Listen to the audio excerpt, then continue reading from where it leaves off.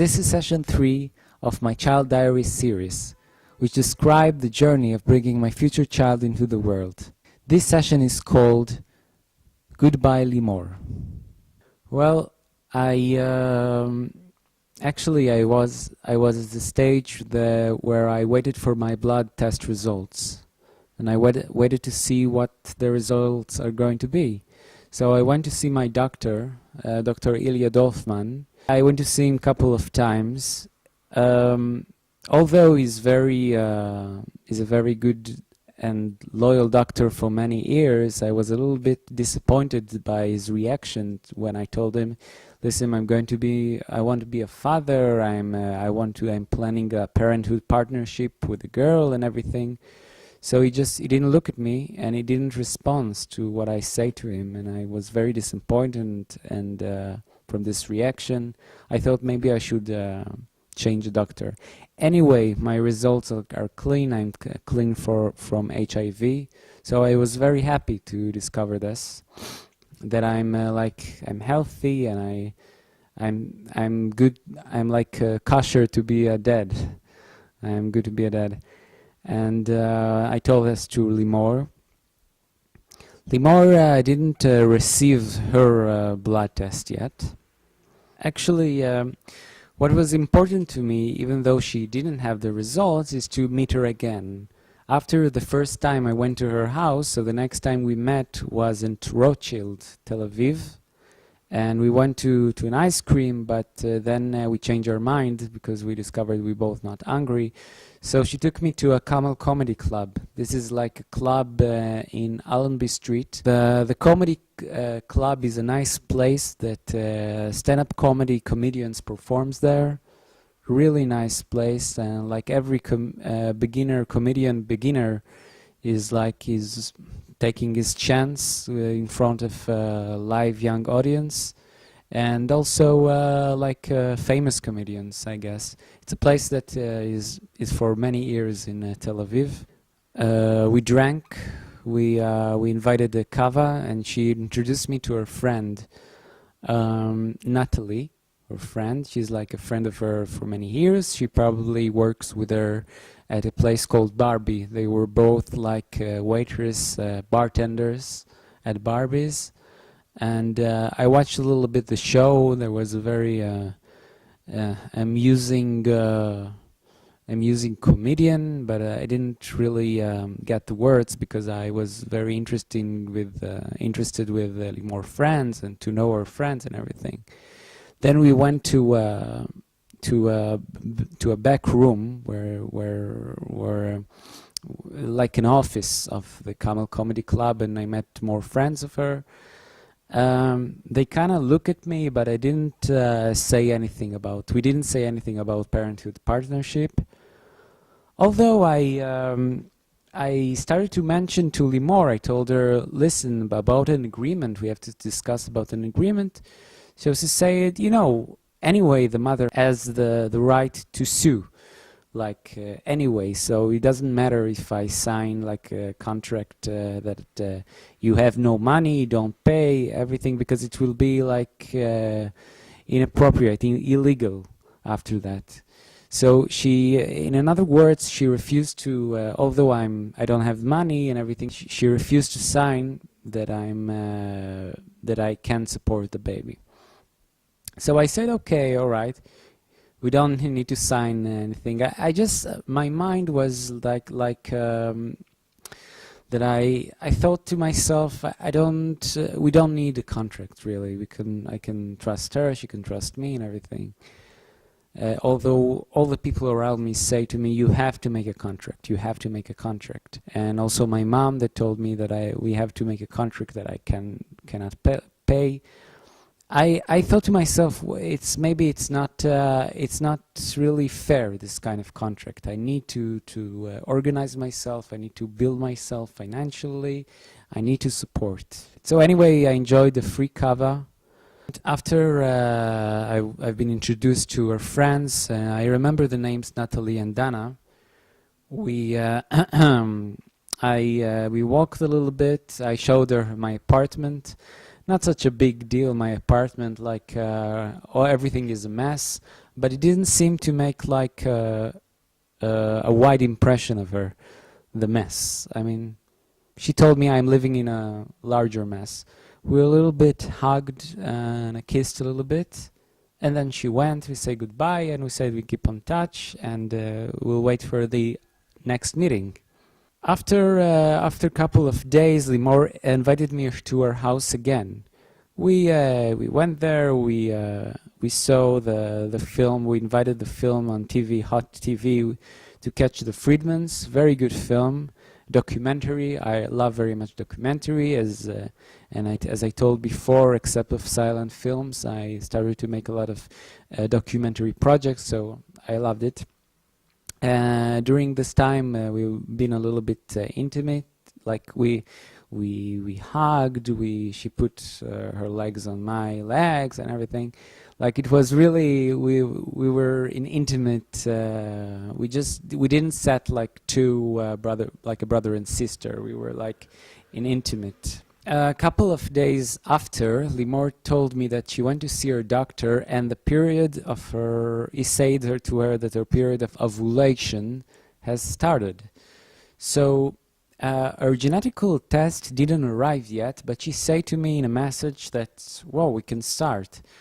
I was a little bit like, I told myself, well, they are not blood tests yet, but let's go for it. Let's go for it. I mean, I asked her, did you have the genetical results yet? She told me, no, but we can try, and the next time when I have the results, we go straight to hospital. If there is any problem, you make the blood test too, and when we see if we have the same like genetical result. But she told me like the chances are there are not high chances that it's going to happen anyway, so that we have the same like theoretically genetical disease. So I told her, okay, so let's start. So we did it, like we set the meeting for tomorrow, for the day after.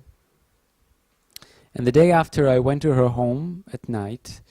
I prepared for her like my book, the book I published, the poetry book I published when I was 20 years old. It's called House of My Dreams, and there is like a chapter about a woman that is going to have a child, and I bless in my poetry. I bless the woman who's going to have a child, and I dedicated the book to Limor, and I told her that I wish for two of us good luck, and to make Libby. We decided that if the name of the child, if the child is a male, so we call him Libby. If he's a female, so it's called Leah. So either Libby or Leah, I wish us great success. So I signed the book, and when I came that evening, I gave it to her. I remember I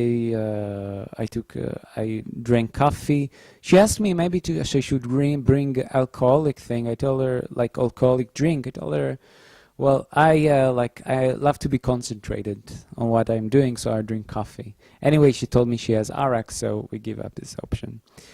Well, after a couple of while, we went to her bed, and we did it. We did it the trial. Like the first trial to make a baby. We slept together. And I must say, I don't want to get a lot of details. It was a little bit stress. A little bit I felt stress. It was a little bit hard, maybe because we didn't build like a relationship before. Anyway, I knew that at the end there is maybe a chance that we're going to produce a baby. She told me after we slept, after it was all through, she told me that there is a good chance that we missed everything, because the egg period was yesterday, so we missed it, and probably because as she said, the semen can wait the egg can wait the semen. But anyway, I told myself, well, okay, it's the first trial. It went very cool. Limor drive me to my home after that. She went to her night shift, to her work. After that, I felt, after that day, after the first trial, I felt something began a little bit to change. Well, it was her birthday a couple of days later, on the 27th of May, and I asked her, I sent her an SMS on the 30th of May, do you want to go out that weekend? And she didn't answer me. Okay, I left it that way. I'm not a pusher guy. I'm not pushing. Like if I see that somebody's not answer me, all right, so I'm waiting. Anyway, in the 3rd of June, I sent her also an SMS. That was Shavuot, the Jewish holiday of Shavuot. Happy Shavuot. Are you planning to the performance of the Rolling Stones?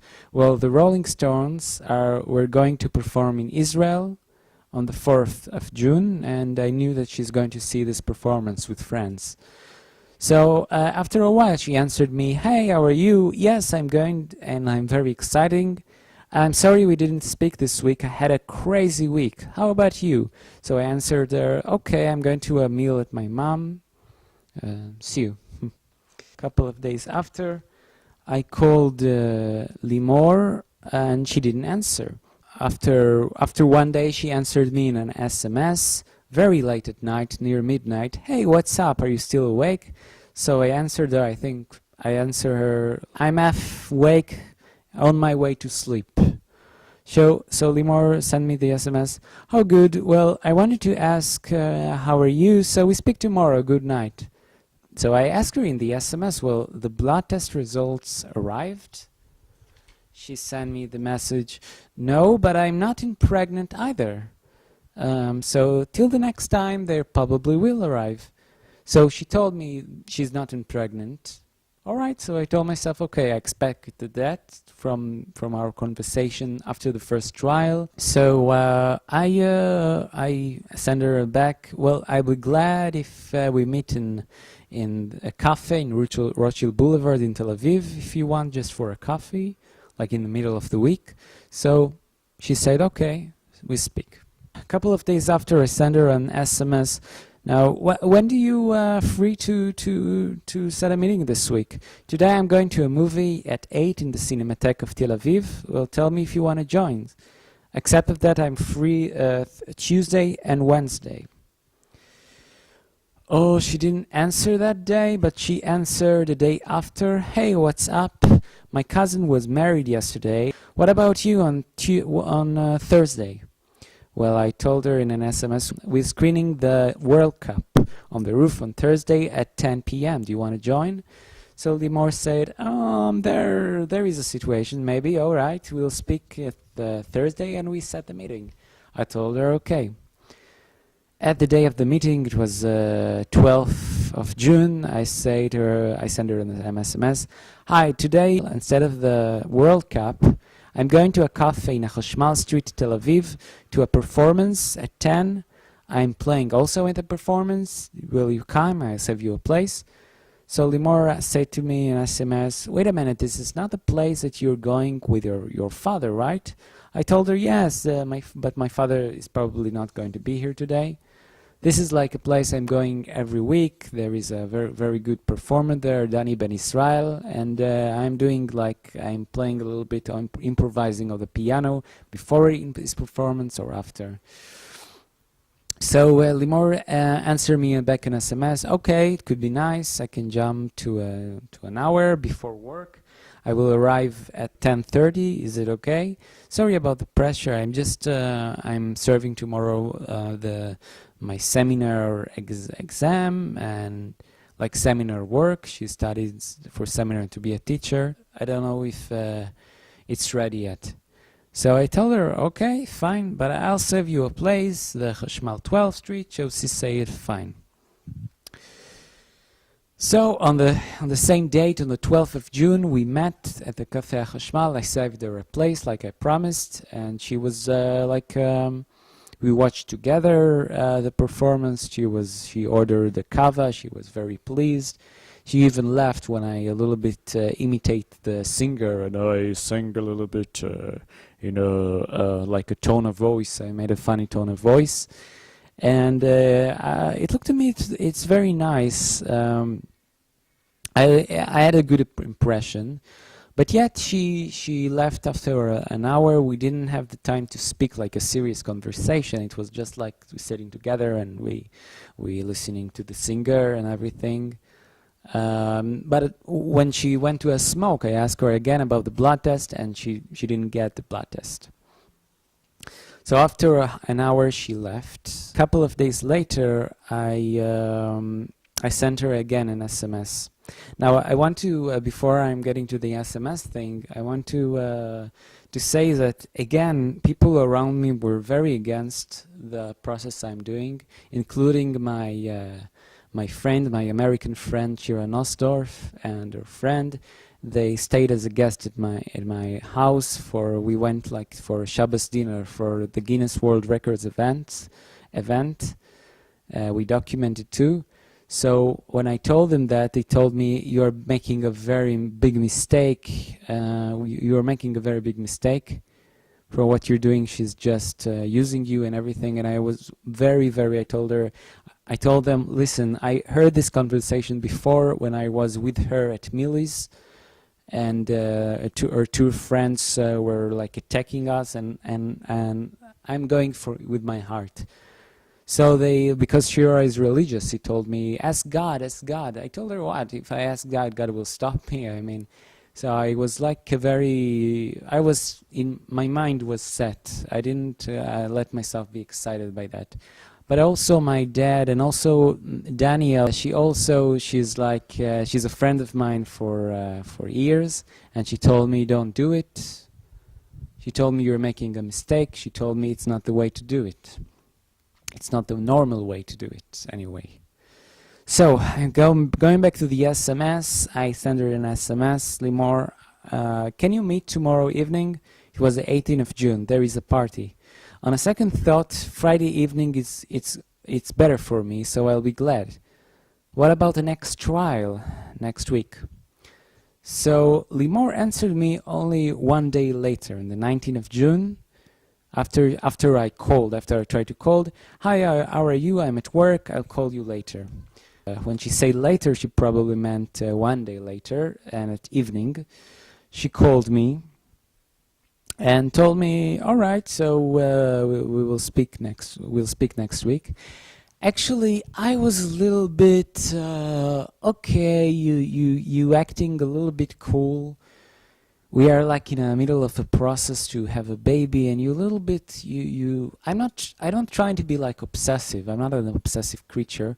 And if I have obsessive feelings, I never act this way. I'm always like cool. But it seems to me like a little bit weird that we can't speak like, because we have like, we began a process. And so I told her like, I didn't sound angry, but I just told her, listen, we need to speak like next week. Let's have a meeting next week. So she said, okay. I a little bit felt uncomfortable, although I thought to myself, if we are still in communication, so it's okay if we still are in a communication process. So it's okay. Well, next week I spoke again to my father, and my father insists for an agreement. He said, you have to make an agreement, otherwise it's a suicide. She will sue you eventually. You won't see the baby, you won't see the child. You see only attorneys. And I was kind of okay. I mean, he is a little bit. The people speaking. It's not good for you. It's not good for you. I told him, all right, I will speak with her about an agreement. All right. When we meet, I'll bring the notebook and we'll speak about an agreement. All right, let's do it. So I sent her an SMS. Okay, I'm free Wednesday evening to a meeting. I sent her, by the way, on the 23rd of June, and she answered only one day later, on the 24th of June, and said, okay, great, we'll speak tomorrow. We set a date. I will come to 10 o'clock. It is good. So I answered 10. It's sababa. We said in Hebrew, sababa. It's okay. So on the 25th of June, it was Wednesday, I sent her an SMS. Our Cafe Abima, it's a very nice place. Do you want to meet there? She said to me, okay. it's fine. And I prepared a notebook to set a sort of agreement that after that I could print. So a sort of agreement like my dad advised me. So I wait for her in our cafe, and she had a little problems in finding a parking place, but after that she arrived to a different place, to Tony West, near Tony Westby. It's a pizza place in Rothschild Boulevard. So I waited for her there, and we met, and I told myself, all right, I'm going to make it cool. We're going to eat pizza and everything, and then she told me she has like half an hour, and after that she's going to work. But I told myself, okay, I try to use this half an hour to speak with her. At least some ideas about an agreement, about what are we going to do with the child, how many times I'm going to visit the child, about my temporal financial situation and everything. So we took the pizzas and we sat next to her car. After we just spoke about the pizza, I told her, listen, maybe we should speak about the agreement. Then she told me the news. Well, Omer, actually I met another guy named Asaf. Well, I told her, okay, so you made another guy. So she said, all right, so I met him, so it's a little bit, I feel that I should like stop the process of having a child with you because I met this new guy, and is not from the site. I mean, I just, maybe it's going to be something romantic with him, I don't know. I told her, okay, so you met another guy. All right, this is a fact. Well, you have to listen to your heart, but the thing is that I'm a kind of person that like to know where he stands. I don't that much disappoint, because I disappointed so many times in my life from women, from a lot of things. I disappointed so many times in my life. I'm only 31, I know, but I disappointed a lot. So I'm strong for disappointments. It's not that. It just, I want to know where I stand, and you tell me like you avoiding me. She told me this is the reason I didn't answer you back.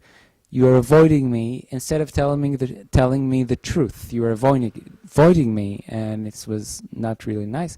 She told me, yes, well, this is my habit. I usually I don't. I'm avoiding. I keep the distance. It's like a human relationship with me. This is my this is a little bit my problem. I told her, I thought like a baby, it's the first thing for you, then a relationship. She said, yes, but this guy changed everything. Okay, so I told her, well, all right, I'll give you my blessing, go in your way, I'll go in my way. I mean, okay. But this is it. I mean, you know, I should, maybe I should have been angry, like really angry if I were younger in a couple of years. Maybe I should make a scene. I didn't want to make a scene. I didn't feel like making a scene. I really felt that maybe everybody were right. Maybe Shira, Daniel, my father, my mom, everything around me told me, no, don't do it. Maybe they were right. Like maybe she's not really a serious person. I mean, it's not like she pick a guy from the same site because she tells me, look, this guy I think is going to be a better father. So I'm just in this case, I'm just going to tell her, okay, so it's not nice that you didn't let me know about that guy. Don't just leave me like hanging like a glove or something. But it's not it. It's the thing is that she's changing her mind. Really, she's just, all right, baby, it's not the best important thing right now. Maybe there's just relationship is important, and then maybe a baby. So it's like everything she said to me in the first meeting, like it's nothing now. She's a different person. She wants a relationship first. I told myself it's not really serious. And you know, after my dad called me a Red Riding Hood, like I'm so innocent that even the wolves can probably eat me while I'm in the forest of Tel Aviv. So I said goodbye to her. I mean, it was a nice goodbye, and it was goodbye, goodbye. And after that, I was thinking to myself, well, I should make a break from this for a while. So I like, I didn't thought like, I didn't think like these sessions I was planning a real series. I didn't plan it to be a trilogy, but from now I'm doing a little bit break. I need to think a little bit. Maybe later I'm going to seek for another mother for a baby. Maybe I'm going to prove my financial situation. Maybe I'm going to adopt Maya, which is Millie's daughter. She's 1 year old. I don't know, but it's a little bit like, all this process is a little bit, it's hard to know a person, to know his family, I know everything, to imagine, wow, this family is going to be my baby's family, and boom, bye-bye. But this is it, this is life. So I wish that this session won't be called Goodbye Limor. I wish this session will be about, hey, we are on our trial, we're making a trial, we're trying to make a baby, we're going to fight everyone, we're going to, I'm going to be a hero. But this session is closing like that, goodbye Limor. And the thing is where I'm going from now on. So I can tell you when session 4 is going to be. It can be like in a week, in a month, and in a couple of years. I'll be glad for your response. It's your comments very warm my heart. And I invite you also to watch my silent films. I'm always promoting my films. Maybe it's a good way to make a discussion, I don't know. But I leave it to you to make this discussion. And this is it. So this is a final session 3, and I hope to see you in session 4. Let's say that, because I still have hopes to be a father. And this is it. So thank you very much for listening to me, and goodbye.